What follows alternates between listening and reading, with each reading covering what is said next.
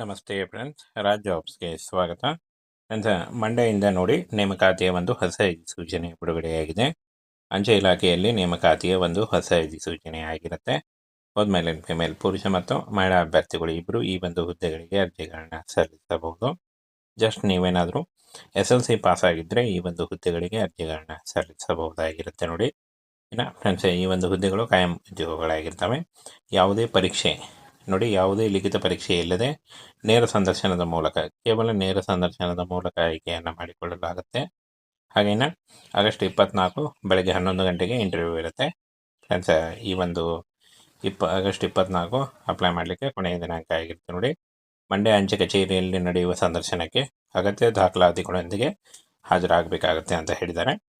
ಈ ಒಂದು ಹುದ್ದೆಗಳಿಗೆ ಯಾವ ಒಂದು ಡಾಕ್ಯುಮೆಂಟ್ಸನ್ನು ತೆಗೆದುಕೊಂಡು ಹೋಗಬೇಕು ಅಂತ ಮುಂದೆ ವಿಡಿಯೋದಲ್ಲಿ ತಿಳಿಸ್ಕೊಡ್ತೀನಿ.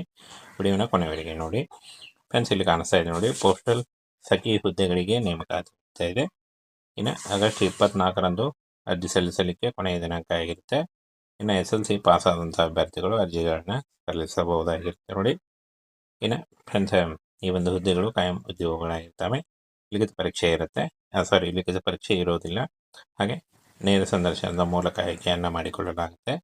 ಇನ್ನು ಆಗಸ್ಟ್ 24ರಂದು ಬೆಳಿಗ್ಗೆ 11 ಗಂಟೆಗೆ ನಡೆಯಲಿರ್ತಕ್ಕಂಥ ಮಂಡ್ಯ ಪ್ರಧಾನ ಅಂಚೆ ಕಚೇರಿ ಅಧೀಕ್ಷಕರ ಕಚೇರಿಯಲ್ಲಿ ಸಂದರ್ಶನ ನಡೆಯಲಿದೆ.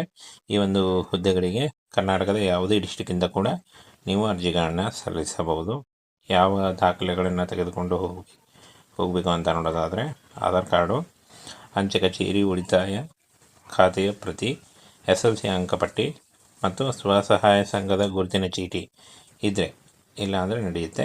ಈ ಒಂದು ಡಾಕ್ಯುಮೆಂಟ್ಸನ್ನು ತೆಗೆದುಕೊಂಡು ನೀವು ಹೋಗಬೇಕಾಗತ್ತೆ. ಹಾಗೆ ಆಗಸ್ಟ್ 24 ಬೆಳಿಗ್ಗೆ 11 ಗಂಟೆ ಒಳಗಾಗಿ ನೀವು ಅರ್ಜಿಗಳನ್ನ ಸಲ್ಲಿಸಬೇಕಾಗುತ್ತೆ ನೋಡಿ. ನೇರವಾಗಿ ಅಲ್ಲಿ ಡೈರೆಕ್ಟಾಗಿ ಹೋಗಿ ನೀವು ಅರ್ಜಿಗಳನ್ನ ಸಲ್ಲಿಸಬಹುದು.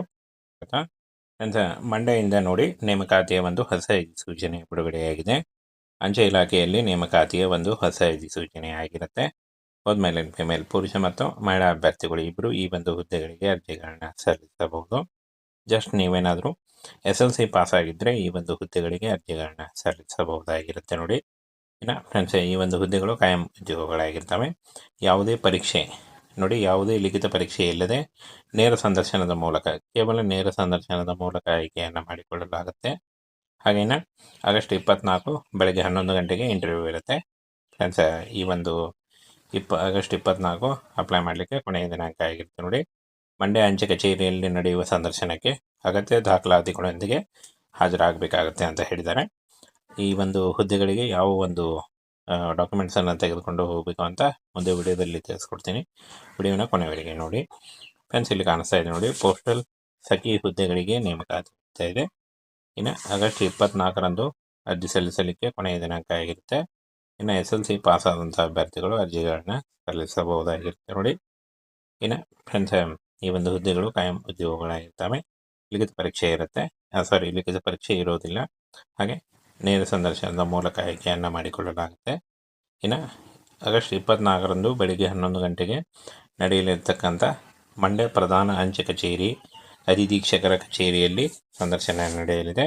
ಈ ಒಂದು ಹುದ್ದೆಗಳಿಗೆ ಕರ್ನಾಟಕದ ಯಾವುದೇ ಡಿಸ್ಟಿಕ್ಕಿಂದ ಕೂಡ ನೀವು ಅರ್ಜಿಗಳನ್ನ ಸಲ್ಲಿಸಬಹುದು.